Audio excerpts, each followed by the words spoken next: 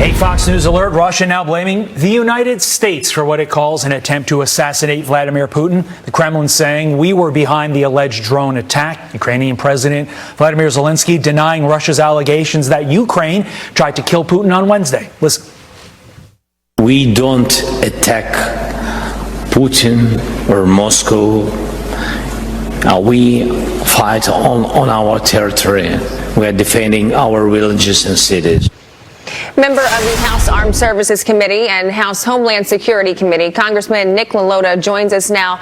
Congressman, thanks for getting up with us this morning. You know, earlier the Kremlin released a statement saying we regard these actions as a planned terrorist act and an attempt on the president's life. The Russian side reserves the right to take retaliatory measures where and when it sees fit. Your reaction to this?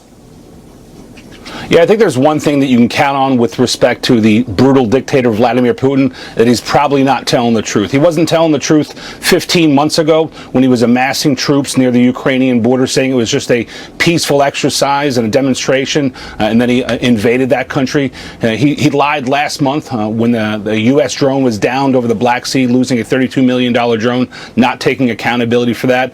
And it's likely that he's lying again here and using it for a cause and an excuse to enter into a new elevated phase of the war. Do you think that cause and excuse is really a false flag to provide pretext to go after Vladimir Zelensky? You know, we're new into the details of this, but yes, I think that's the likely inference, is that he's trying to use it as a pretext to do another phase into Ukraine, to elevate what he has done unlawfully there. It's not a surprise to any of us that he would try to use that as an excuse to advance his criminal agenda there. Let's switch gears now to President Joe Biden. The House Oversight Committee is subpoenaing the FBI for a document that a whistleblower says describes a criminal scheme involving then Vice President Joe Biden. Listen to this. We have credible information that this possible criminal activity took place, and I can't verify whether or not it's really criminal activity, but I do have faith in the whistleblowers that bring it to me that this document exists. You know, Congressman, there's obviously still a lot that we don't know that needs to come out, but you're on the House Armed Services Committee and Homeland Security Committee. So how does this implicate the president?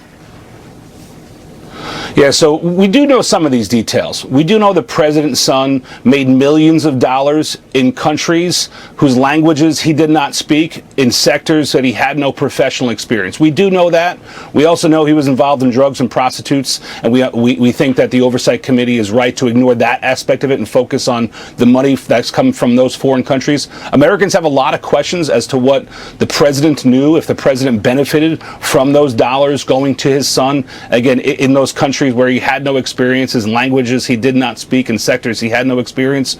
We need to know what the president's involvement in that was. Now, the White House had said that there's nothing wrong there. The president did nothing wrong. So the president should answer this subpoena, should reveal any facts related to it, so we can get to the bottom of it right away.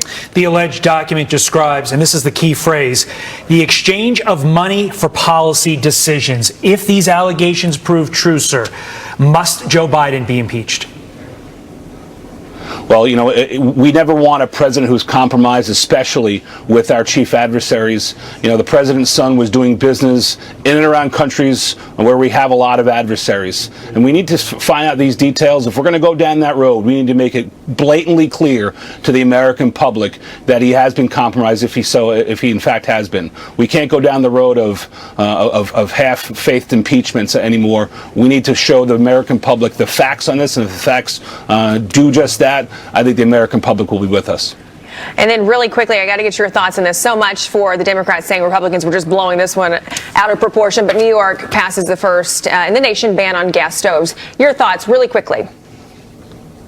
Yeah, we're New Yorkers. We're a proud state. We're the Empire State, but we're a little less proud under one-party rule. Unfortunately, we have the dubious distinction of leading the country in two key factors. One, out-of-state migration. More people leave our state than any other state. And two, we have the highest tax burden of any of the 50 states. Yeah. And this new policy, on top of the bail reform policy, is another reason why New Yorkers are a little less proud Much of more their to state. focus It's government on. gone wild. Congressman, thank you so much for your time. Fox and Friends.